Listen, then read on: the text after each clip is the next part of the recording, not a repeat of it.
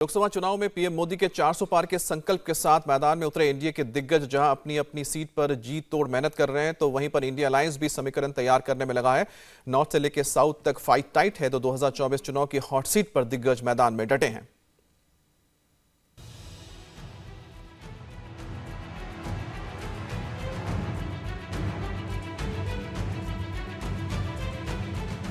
...2024 चुनाव को लेकर रणभेरी बज चुकी है। देश अब इलेक्शन मोड में है, तो एक एक पार्टी जीत हार के गुणागणित में लगी हुई है। लेकिन इस चुनाव में सबसे ज्यादा चर्चा जिन सीटों पर होने वाली है, उनमें वाराणसी सीट से पीएम मोदी मैदान में है, जहां आखिरी चरण में 1 जून को वोटिंग होनी है। तो गांधीनगर सीट से गृह मंत्री अमित शाह ताल ठोक रहे हैं, जहां 7 मई को मतदान है। यूपी की राजधानी लखनऊ से भी इस बार रक्षा मंत्री राजनाथ सिंह चुनावी मैदान में हैं, जहां 20 मई को वोटिंग होगी। अमेठी सीट से केंद्रीय मंत्री स्मृति ईरानी चुनाव लड़ रही हैं, यहां 20 मई को मतदान होगा।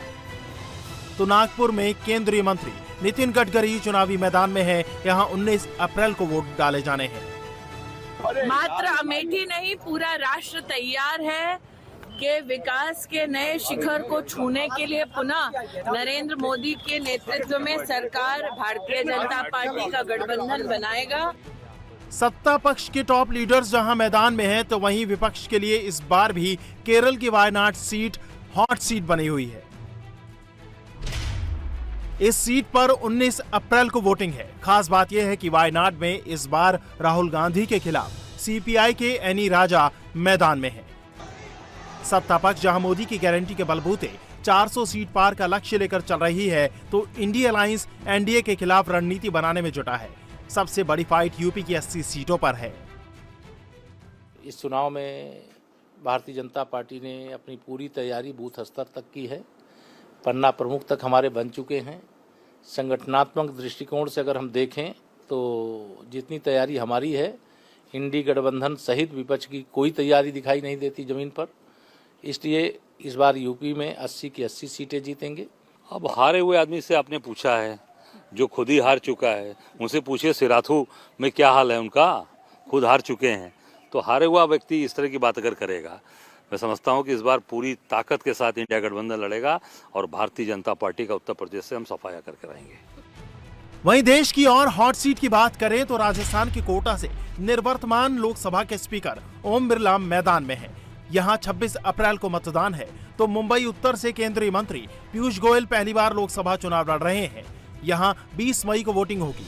मध्य प्रदेश की हॉट सीट गुना से इस बार भी केंद्रीय मंत्री ज्योतिरादित्य सिंधिया मैदान में है। इस सीट पर 7 मई को मतदान होना है। तो एमपी के विदिशा से पूर्व सीएम शिवराज सिंह चौहान टाल ठोक रहे हैं। यहां भी 7 मई को ही वोटिंग है। वहीं करनाल से बीजेपी के एक और पूर्व सीएम मनोहर लाल खट्टर चुनाव लड़ रहे हैं। यहां 25 मई को मतदान होना है। तो हरिद्वार सीट से उत्तराखंड के पूर्व सीएम त्रिवेंद्र सिंह रावत मैदान में है। इस सीट पर पहले फेज में 19 अप्रैल को वोटिंग है। वहीं उत्तर पूर्व दिल्ली से बीजेपी सांसद मनोज तिवारी इस बार भी ताल ठोक रहे हैं। यहां 25 मई को वोटिंग है। तो हिमाचल की हॉट सीट हमीरपुर से केंद्रीय मंत्री अनुराग ठाकुर चुनावी मैदान में है, जहां आखिरी चरण में 1 जून को मतदान है।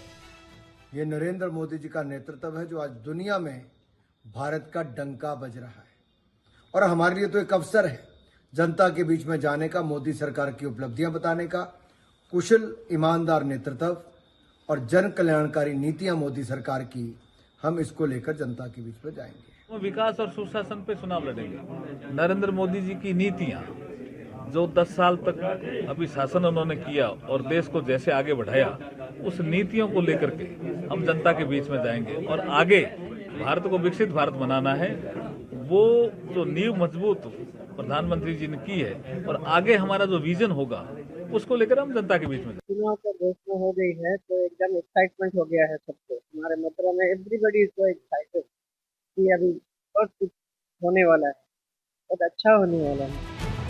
उत्तर में लड़ाई दिलचस्प है, तो दक्षिण भारत की सबसे हॉट सीट तिरुवनंतपुरम में भी मुकाबला कड़ा है। यहां से कांग्रेस के मौजूदा सांसद शशि थरूर और केंद्रीय मंत्री राजीव चंद्रशेखर आमने सामने हैं। तो भारतीय कम्युनिस्ट पार्टी के पन्नियन रविंद्रन कांग्रेस के लिए फाइट टफ कर रहे हैं। इस सीट पर 26 अप्रैल को मतदान होना है।